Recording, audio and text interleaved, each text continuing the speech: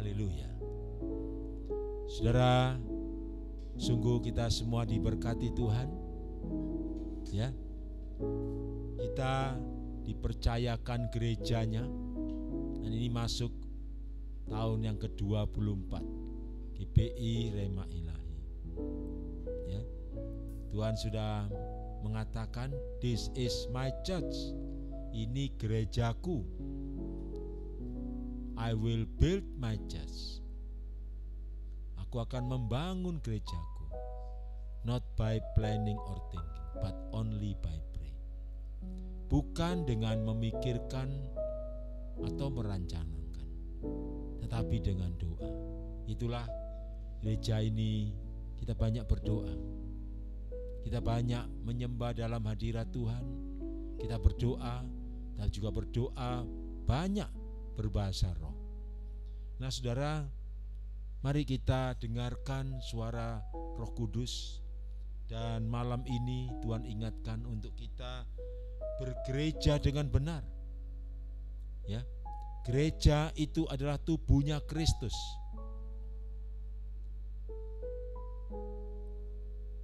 Gereja ya adalah milik Tuhan. Maka kita memperlakukan gereja dan kita umat Tuhan bergereja dengan benar. Gereja bukan bangunan, saudara. Gereja adalah kumpulan orang percaya. Ada hamba-hamba pelayan-pelayan Tuhan, ada pengerja, aktivis, ada pendoa, ada jemaat-jemaat. Ya. Nah, saudara, kita mari lihat dari Matius 28 ayat 18 dan 19.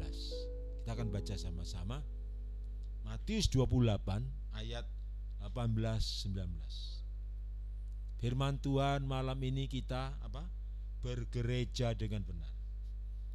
Matius 28 ayat 18 dan 19. Ya, mari kita akan baca sama-sama. 1, 2, 3. Yesus mendekati mereka dan berkata, "Kepadaku telah diberikan segala kuasa di surga dan di bumi." Terus 19.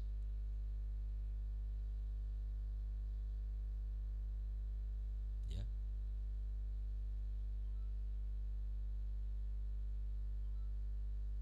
Berikutnya. Karena itu pergilah, jadikanlah semua bangsa muridku, dan baptislah mereka dalam nama Bapa dan Anak dan Roh Kudus. Saudara, firman Tuhan mengatakan, jadikanlah semua bangsa muridku. Nah, di sini kita melihat kita bergereja itu dimuridkan. Kita bisa memikirkan, membayangkan bagaimana orang menjadi murid. Orang itu bersekolah, saudara, menjadi murid. Ya. Dan murid itu ada disiplin, ada belajar, ada ujian. Kalau salah dihukum, mendapatkan hukuman, teguran, ya. Dan murid itu tidak selamanya di kelas yang sama. Tiap tahun naik kelas, ya. Ada yang jadi juara. Nah, saudara, itulah cara kita mengikut Tuhan. Jadikanlah semua bangsa muridku. Ya. Di dalam Yohanes 21 ayat 15 sampai 17, di situ Tuhan berkata kepada, Tuhan Yesus berpesan kepada Petrus. Ya, Petrus, di mana dikatakan Petrus, di atas batu karang ini kudirikan gerejaku. Ya. Tuhan Yesus berkata di dalam Yohanes 21 ayat 15, kita baca sama-sama, kita lihat saudara, ayat 15 sampai 17. Di situ Tuhan Yesus berkata dan bertanya 3 kali kepada Petrus. Petrus, apakah engkau mengasihi aku? 3 kali Tuhan Yesus bertanya. Petrus, apakah engkau mengasihi aku? Petrus selalu menjawab, tentu ya Tuhan, aku mengasihimu. Gembalakanlah domba-dombaku. Yang kedua, Tuhan Yesus bertanya lagi kepada Petrus dengan pertanyaan sama. Petrus, apakah engkau mengasihi aku? Ya Tuhan, aku mengasihimu. Gembalakanlah domba-dombaku. Yang ketiga, Tuhan Yesus bertanya sekali lagi, Petrus, apakah engkau mengasihi aku? Ya. Dan Petrus menjawab juga, tentu ya Tuhan, aku mengasihimu. Gembalakanlah domba-dombaku.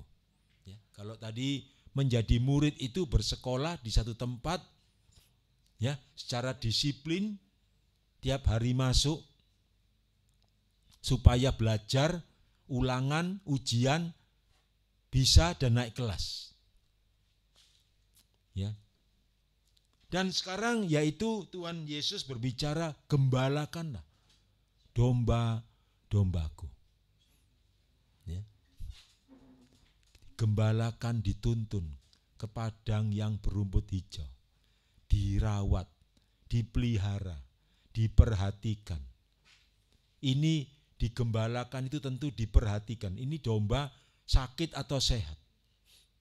Dan diharapkan domba-domba itu apa? Beranak. Ya, saudara. Domba itu yang sudah dewasa, ya, dikawinkan lalu punya anak. Berkembang biak istilahnya, ya. Jadi, saudara, itulah. Nanti kita bisa baca di sini seperti yang saya terangkan. Itulah cara bergereja, saudara. Tertanam sebagai murid, digembalakan, diawasi, dituntun ke padang yang berumput hijau. Kalau luka disembuhkan, ya. Ini.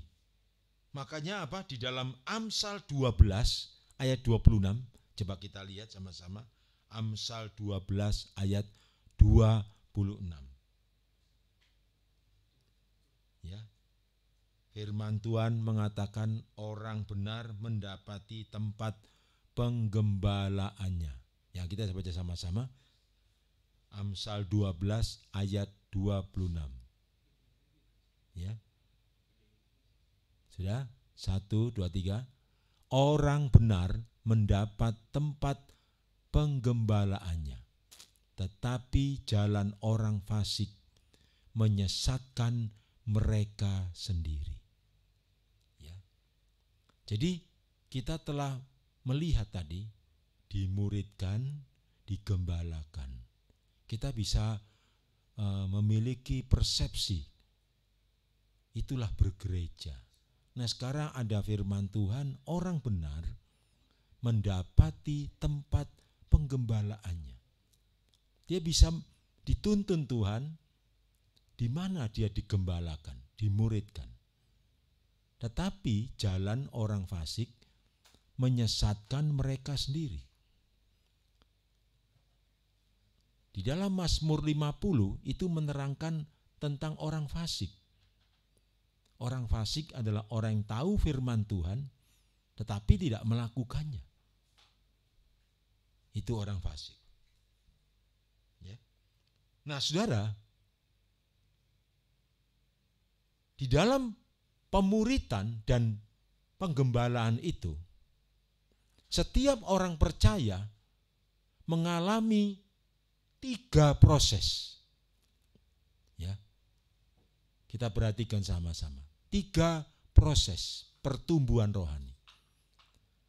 Ketika saudara menerima Tuhan Yesus sebagai Tuhan dan Juru Selamatnya, lalu dibaptis, Maka saudara sedang di dalam fase atau proses yang pertama yang namanya yaitu justification. Ya. Justification. Kita bisa coba lihat di layar. Ya. Jadi level kekristenan yang pertama adalah justification. Ayatnya di dalam 1 Yohanes 1 ayat 7. Kita bisa lihat 1 Yohanes 1 ayat 7. Yaitu kita dibenarkan. Kita dihapus dosa-dosa kita. Dosa-dosa keturunan, kutuk-kutuk keturunan. Ya, mungkin orang dunia bilang hukum karma, itu dihapuskan. Dosa keturunan dihapuskan.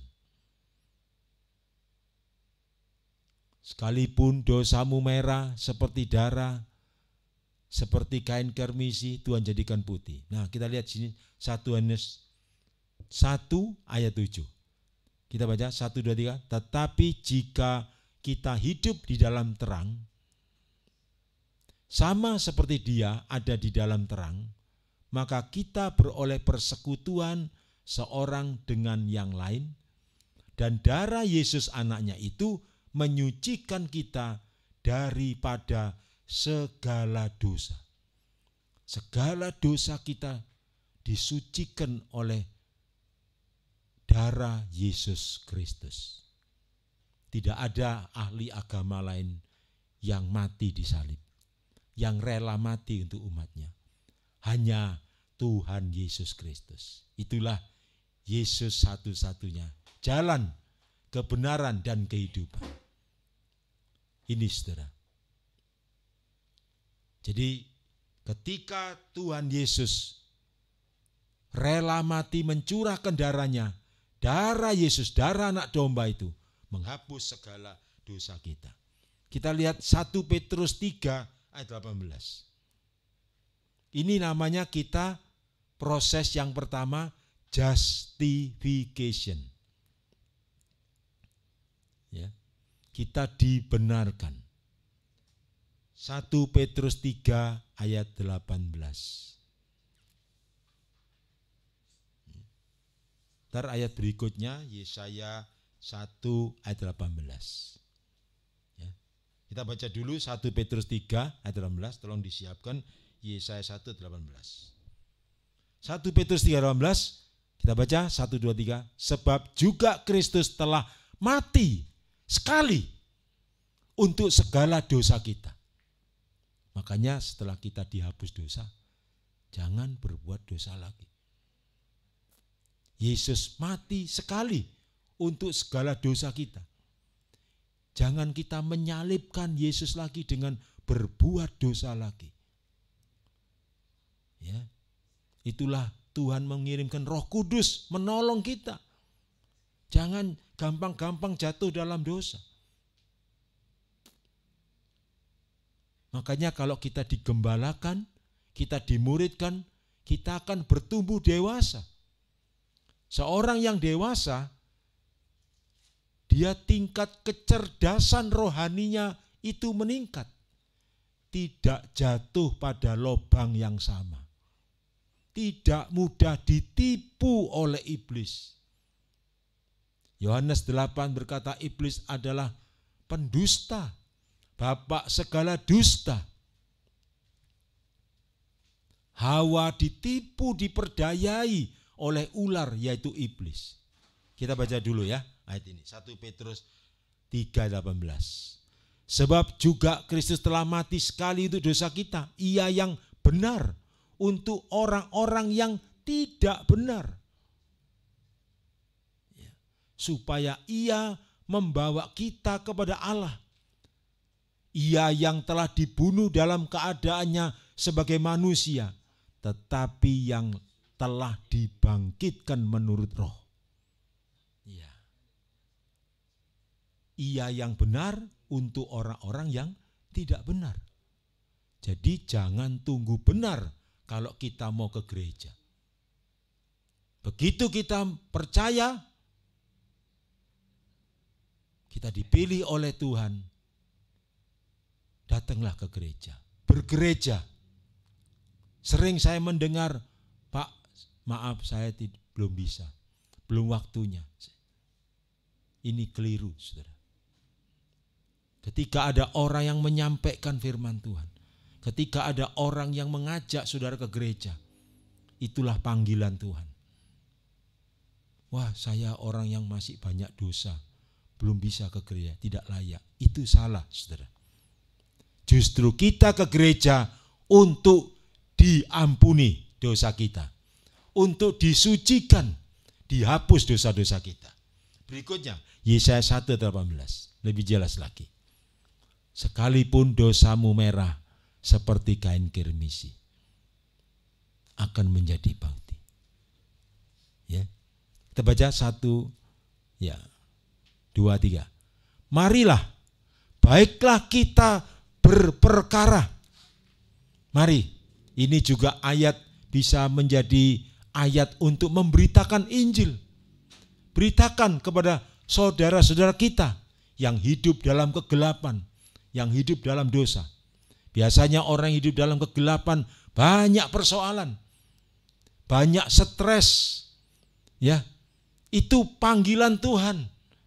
Itu kesempatan kita memberitakan kabar baik. Oh, haleluya. Injil adalah kabar baik. Kalau kita ketemu orang yang stres, ketika kita ketemu orang yang sakit, oh puji Tuhan, saya membawa berita baik, saya membawa kabar baik, dan kabar baik itu adalah Injil. Ya, sebab Roma 3 ayat 23, upah dosa adalah maut. Ya. Nah, dosa itu hanya dengan darah Yesus dihapuskan. Kita baca dulu ya, selesaikan ya. 1, 2, 3. Marilah, baiklah kita berperkara, firman Tuhan. Sekalipun dosamu merah seperti kirmisi, akan menjadi putih seperti salju. Sekalipun berwarna merah seperti kain kesumba, akan menjadi putih seperti bulu domba. Kayaknya ini kita bisa membayangkan ya. Mana mungkin kain yang merah kesumba menjadi putih. Nah, itu seperti itu. Dosa memang tidak mudah dihapus. Tetapi bagi Tuhan, darah Yesus, tidak ada yang mustahil. Dosa itu yang melekat, yang menekan orang menjadi maut, malapetaka, penyakit, sakit penyakit. Ya. Itu dihapuskan oleh darah Yesus Kristus. Sehingga kain yang merah seperti kesumba, kain kesumba, tidak ada yang mustahil menjadi putih. Itulah dosa yang besar sekalipun. Kalau orang itu mau percaya Yesus, mau menerima pengampunan dari Tuhan Yesus, dosanya diampuni. Ini saudara. Dan memang banyak orang itu yang sakit karena dosa. Nah, ini kesempatan kita, saudara, memberitakan kabar baik, memberitakan Injil.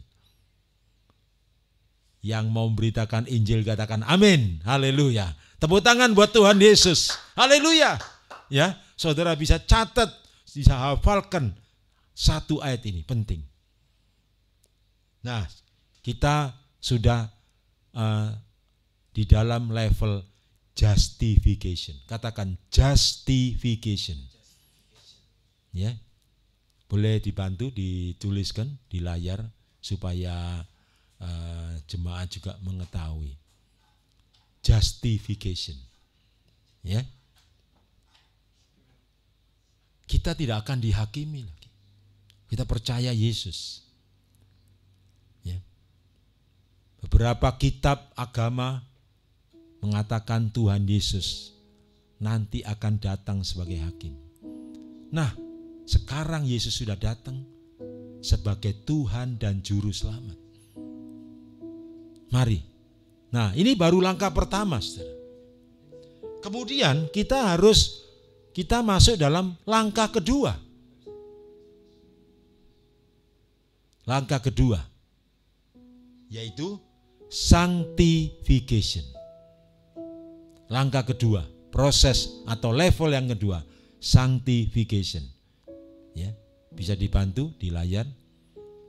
Justification itu level pertama. Kita kemudian masuk ke sanctification. Nah, sanctification inilah, ya, ini namanya kita diproses. Sebab kita itu baru mengalami pemutihan. Maka berikutnya bayar istilahnya setelah pemutihan. Yang dulu udah dihapus. Hutang-hutang yang dulu sudah dihapus. Dosa-dosa yang dulu dihapus. Nah, langkah kedua ini adalah sanctification, yaitu pengudusan. Pengudusan ini, saudara, disinilah kita melihat peranan gereja Tuhan. Di dalam gereja itu kita diproses. Kita lihat Yohanes 15 ayat 2. Firman Tuhan kita lihat Yohanes 15 ayat yang kedua.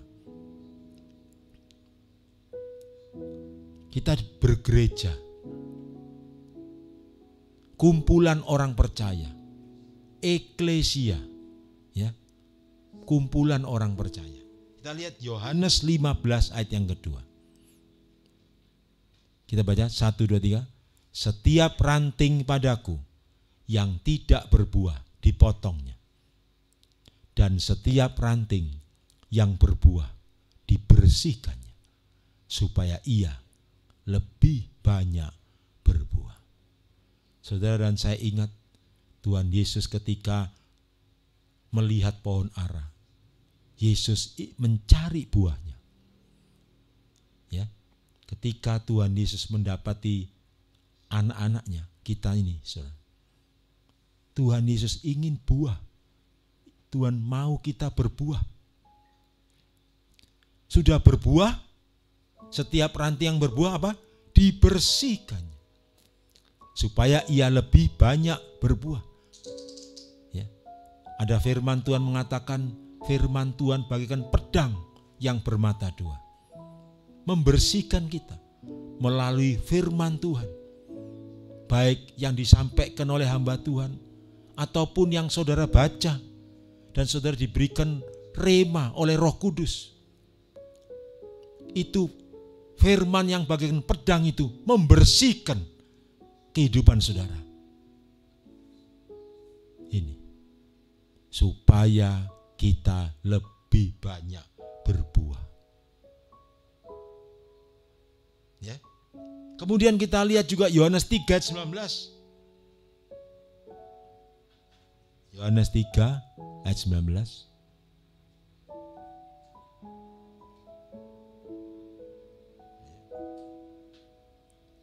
Yohanes 3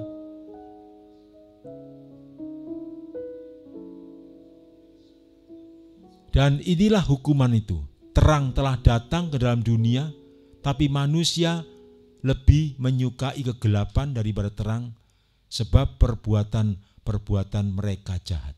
Ya. Dasarnya manusia kita yang lama itu masih ada karakter sinful nature atau kedagingan itu, saudara. Walaupun dosa kita sudah dihapus, tetapi kebiasaan yang lama itu ada.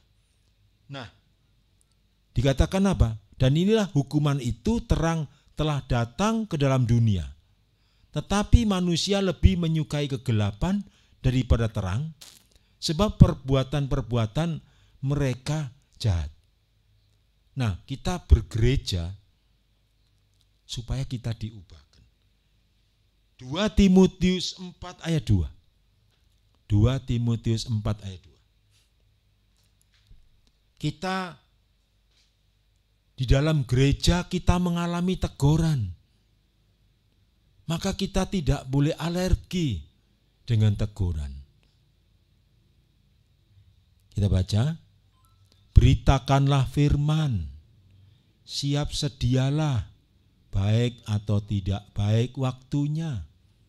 Nyatakanlah apa yang salah, tegurlah dan nasihatilah dengan segala kesabaran dan pengajaran. Kita pelayan-pelayan Tuhan harus mengerti firman Tuhan ini dan kita menyampaikan kebenaran, kalau perlu teguran,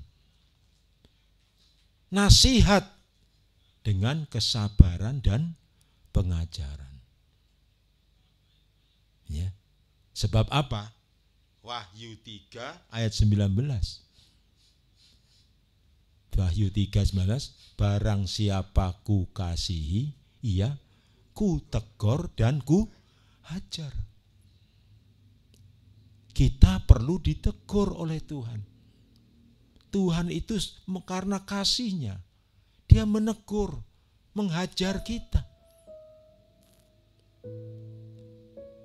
Sebab itu dikatakan, relakanlah hatimu dan bertobatlah. Yang setuju katakan amin. Taruh tangan di hati kita, saudara. Karena hidup kita di bumi ini bukan hidup yang sesungguhnya. Hidup yang sesungguhnya nanti di surga bersama Tuhan. Sebelum surga ada kehidupan 1000 tahun. Mari. Tuhan Yesus, terima kasih. Kalau Engkau mengasihi aku, Engkau juga menegur dan menghajar aku, Tuhan. Terima kasih. Di gereja juga kami mengalami teguran dan nasihat. Dan hamba-hamba Tuhan menegur dengan segala kesabaran. Makasih Tuhan.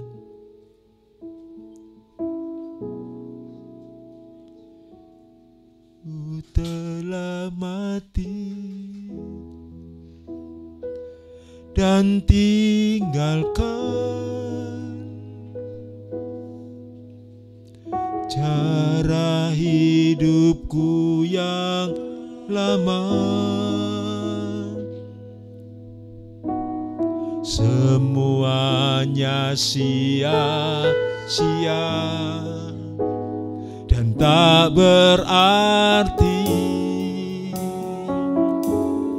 lagi hidup ini. Ku letakkan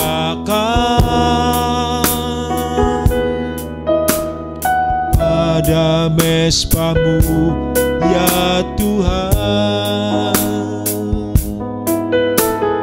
Jadilah padaku seperti yang Kau ingin. Saudara, saat kita ditegur memang tidak enak. Kita menderita ganjaran sebagai anak. Kita dihajar. Tapi di situ ada banyak hikmat. Ada banyak pengertian. Kita diajar untuk rendah hati. Ya, saat-saat ini mungkin kita yang hidupnya pas-pasan. Enggak apa-apa, saudara. Enggak apa-apa. Kita tetap hidup dalam kebenaran. Firman Tuhan Ibrani 13, cukupkanlah dirimu dengan apa yang ada padamu. Kita masih ingat saudara, Tuhan Yesus ketika mau memberi makan 5.000 orang, di situ hanya didapati seorang anak kecil yang membawa 2 ikan dan 5 roti. Yesus mengucap syukur, menengadah ke langit, mengucap berkat. Dan 5 ikan 2 roti. Karena diucapkan syukur, ada mujizat. Dimakan oleh 5.000 orang kenyang. Bahkan sisa 12 bakul. Saat ini saudara, apapun keadaan saudara, mari saudara yang ada sekeluarga, mungkin saudara ada masalah saat ini. Saya kemarin mendoakan seorang ibu. Saya ajak berdoa dan kita lihat firman Tuhan dulu. Tuhan, saat ini di mana saja anakmu sekeluarga berdoa, mengucap syukur Tuhan, digembalakan di satu gereja.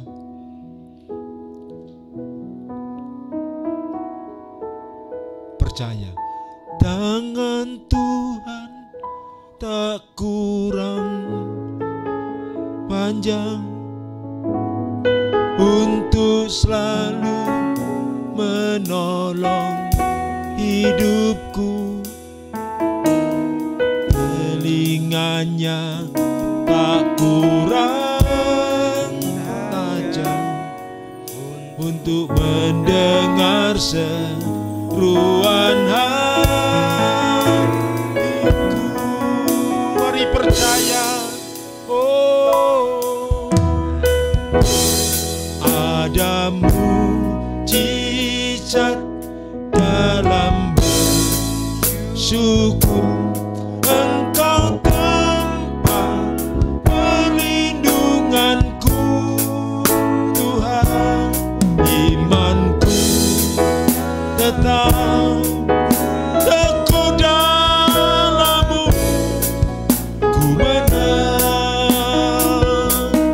Ku menang bersama-Mu. Apapun ada masalah, ucapkan syukur. Kalau saudara sekeluarga boleh gandeng tangan di situ. Percaya angkat tangan. Tak kurang. Percaya. Pertolongan Tuhan segera turun atasmu. Mujizat Tuhan turun atas keluargamu. Dalam nama Yesus. Percaya.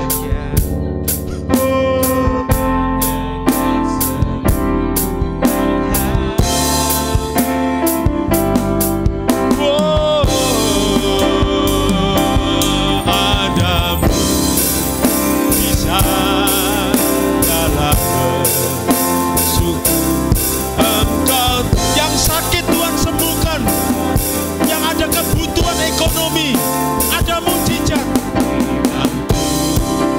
Tetap teguh dalam-Mu. Menang bersama-Mu. Sekali lagi ada mujizat. Ada mujizat dalam bersyukur. Engkau tempat perlindungan-Mu.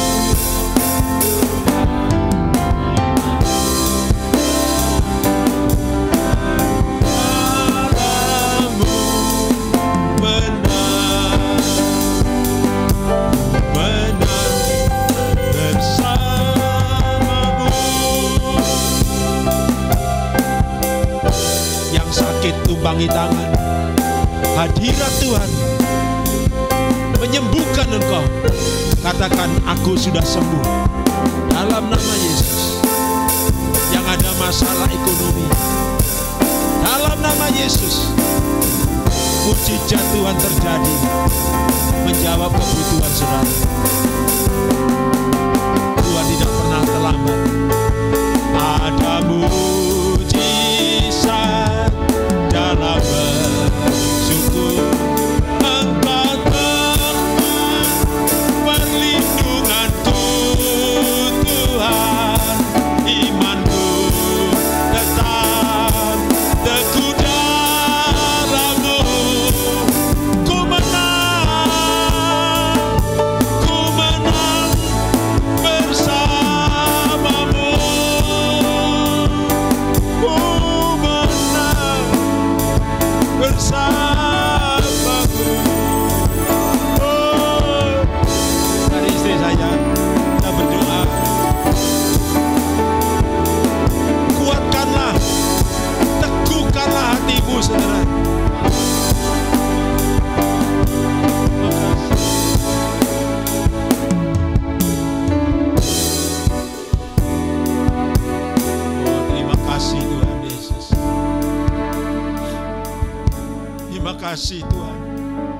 Kalau Tuhan membuat mujizat dalam hidup kami, Tuhan juga memberi mujizat kepada anak-anak-Mu dimanapun berada. Dalam nama Yesus, terima kasih.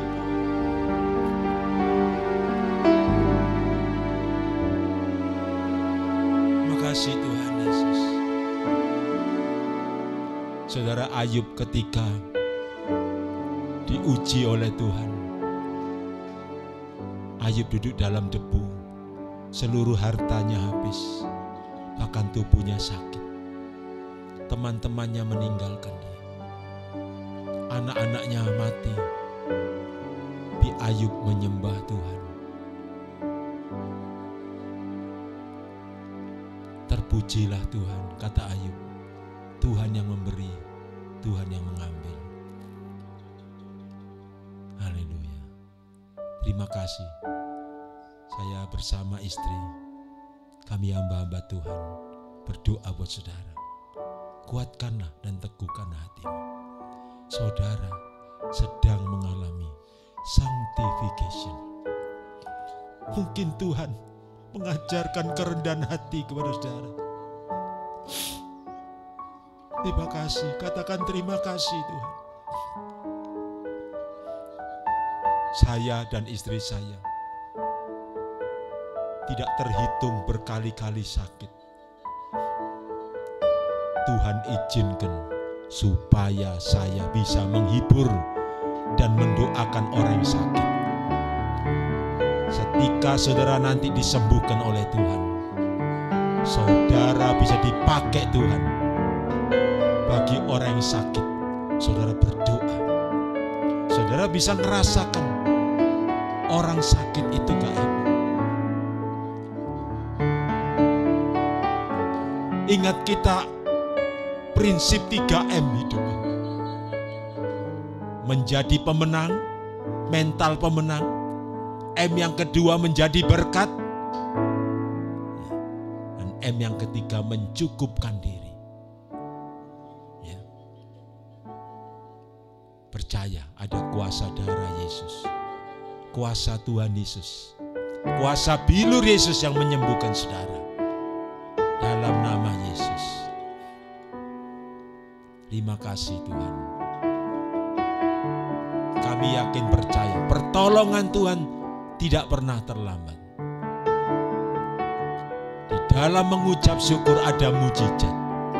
Yang percaya katakan amin. Haleluya. Ya, saudara, yang terakhir saudara, ketika saudara teguh imanmu, tadi dikatakan, ya, imanku tetap teguh dalam-Mu. Apa? Ku menang. Kuatkanlah dan teguhkanlah hatimu. Banyak membaca firman Tuhan, pegang janji Tuhan. Ya, maka saudara masuk dalam fase yang ketiga, yaitu namanya apa? Fase yang ketiga, glorification. Ya, bisa dilihat kan di layar, glorification. Saudara mengalami masa dimuliakan. Glorification. Ayatnya di 1 Petrus 5 ayat 10. 1 Petrus 5 ayat 10. Ya. Kalau kita mau bergereja sungguh-sungguh, kita harus tahu fase-fase ini. Tidak usah takut, saudara. Oh ya Tuhan, aku sedang fase ini. Ya. Kita rindu semua mengalami dimuliakan. 1 Petrus 5 ayat 10. Mari, ya. Oh, luar biasa ya saudara. Sungguh indah bergereja yang benar. Ini. Seperti Ayub. Ayub berhasil. Ayub dalam 1 tahun melewati masa penderitaannya. Dan Ayub diberkati 2 kali lipat.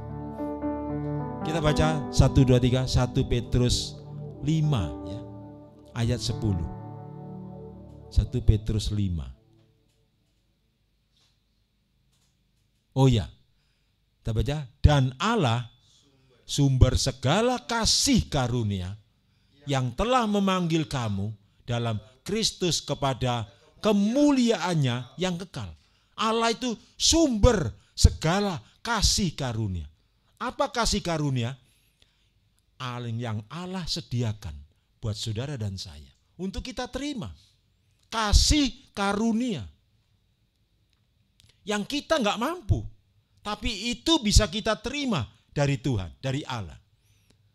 Kita lanjutkan, selesaikan. Dan Allah sumber segala kasih karunia yang telah memanggil kamu dalam Kristus kepada kemuliaan yang kekal, akan melengkapi, meneguhkan, menguatkan, mengokohkan kamu sesudah kamu menderita seketika lamanya. Wah, saudara dan saya harus tahu, memang ada penderitaan. Tapi itulah, makanya kita sudah belajar 9 buah roh karakter Allah. Dengan 9 buah roh, dengan 9 karakter Allah, kalau saudara terapkan, aplikasikan, lakukan dalam hidup saudara, saudara bisa mengalami ini. Saudara dilengkapi, diteguhkan, dikuatkan, dan apa? Dikokohkan. Kita menerima itu dari Tuhan. Ada kasih, sukacita, damai sejahtera, kesabaran, kemurahan, kebaikan, kesetiaan, kelemah lembut, penguasaan diri. Saudara bisa mengalami itu. Ya. Yang ayat berikutnya yang terakhir, Roma 8 ayat 30. Roma 8 ayat 30. Ya. Ya, kita bergereja memang bersinggungan, saudara. Ya. Roma 8:30. Ya, kita baca sama-sama. 1, 2, 3. Dan mereka yang ditentukannya dari semula, saudara dan saya ditentukan dari semula, mereka itu juga dipanggilnya. Nah, kita dipanggilnya. Dan mereka yang dipanggilnya, mereka itu juga dibenarkannya. Ya. Dan mereka yang dibenarkannya, mereka itu juga apa? Dimuliakannya. Haleluya. Itu tujuan Tuhan, saudara. Ya. Jadi kita itu harus sadar. Kita diproses. Kadang-kadang kita bergesekan dengan sesama jemaat, dengan manusia. Sabar, saudara. Amsal 27 ayat 17. Ya. Dikatakan apa? Besi menajamkan besi. Amsal 27 ayat 17. Haleluya. Besi menajamkan besi. Orang menajamkan sesamanya. Kita bisa saja disinggung orang, kita direndahkan orang. Itu caranya. Tuhan mengajarkan kerendahan hati. Ketika kita direndahkan, kita tidak melawan. Kita tidak menghajar dia balik. Oh, kamu merendahkan aku ya. Awas ya kamu ya. Saya rusak kamu. Nah, saudara, karena saudara punya kekuatan bisa. Tetapi yang Tuhan mau, oh ya, aku mengampuni. Ya. Tuhan Yesus di atas kayu salib berkata, Bapa, ampunilah. Ya. Sebab mereka tidak tahu apa yang mereka lakukan. Dimuliakan,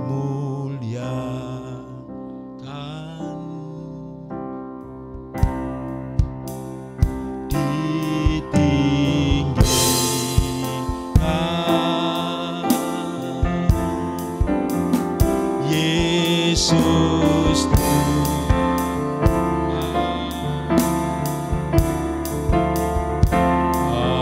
Raja aku.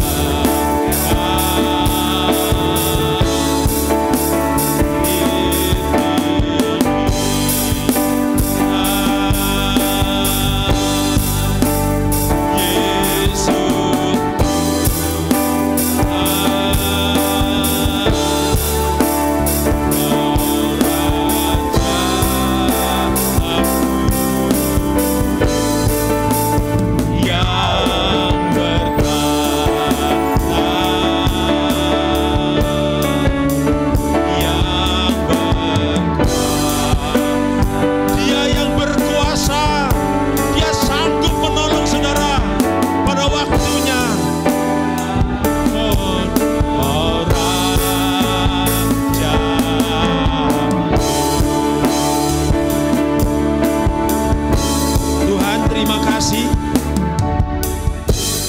Kami boleh belajar proses-proses pertumbuhan rohani, fase-fase di mana kami dimuridkan, ya Tuhan.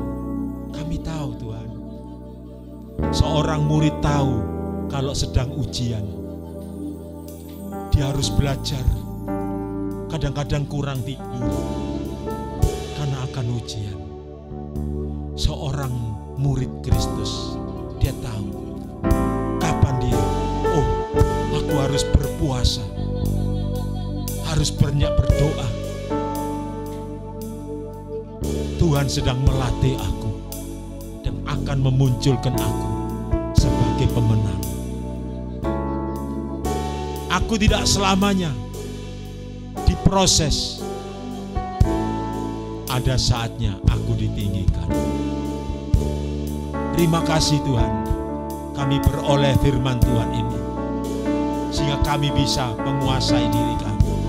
Dan kami terus mengejar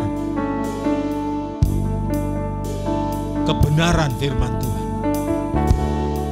Kami percaya Tuhan, ada waktunya Engkau mengangkat kami, Engkau mempermuliakan hidup kami. Terima kasih Tuhan. Saat ini Tuhan, kami angkat tangan, kami serahkan hidup kami. Terima kasih Kau berkati anak-anak-Mu Tuhan, di momen hari peringatan ulang tahun gerejamu GBI Rema ini. Kami semakin kuat, kami semakin teguh, karena kami dikuatkan, kami dikokohkan oleh kuasa Tuhan. Seperti Ayub mengalami, yaitu finishing well, happy ending. Ayub dipulihkan Tuhan, diberkati 2 kali lipat. Rumah tangganya dipulihkan, diberkati Tuhan luar biasa. Terima kasih Tuhan. Oh, segala pujian bagi Tuhan Yesus yang telah memilih kami. Saudara, mari terima berkat Tuhan. Demi nama Bapa, Putra, Roh Kudus, dalam nama Yesus. Tuhan memberkati dan melindungi engkau dalam nama Yesus. Tuhan menyinari engkau dengan wajahnya dan berikan engkau kasih karunia dalam nama Yesus. Tuhan menghadapkan wajahnya kepadamu dan berikan engkau damai sejahtera di dalam nama Tuhan Yesus. Yang percaya diberkati Tuhan Yesus, katakan amin. Oh Tuhan Yesus, terima kasih untuk setiap persembahan anak-anak-Mu Tuhan. Terima kasih setiap persembahan anak-anak-Mu Tuhan, yang memberkati benih untuk ditabur oleh anak-anak-Mu. Tuhan juga membalas berlipat kali ganda. Anak-anak-Mu menabur juga akan menuai di dalam nama Tuhan Yesus Kristus. Haleluya. Biar gerejamu terus Tuhan menuai jiwa-jiwa baru dan memuridkan jiwa-jiwa baru menjadi dewasa di dalam nama Tuhan Yesus Kristus. GBI Rema Ilahi, bangunlah, siapkan diri. Tuayan iladan telah menanti, menangkan jiwa bagi kamu.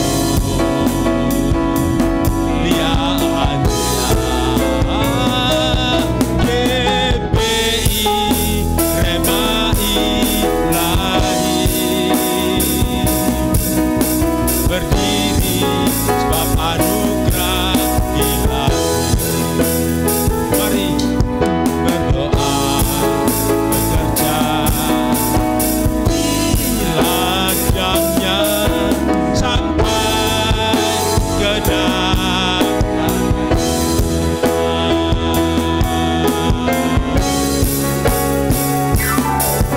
GBI Rema Ilahi, bangunlah, siapkan dirimu.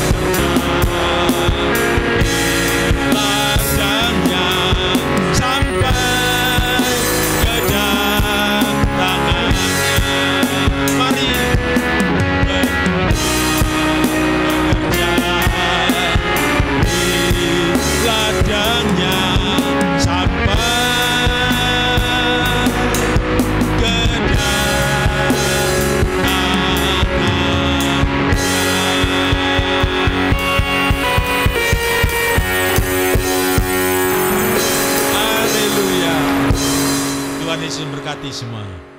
Amin.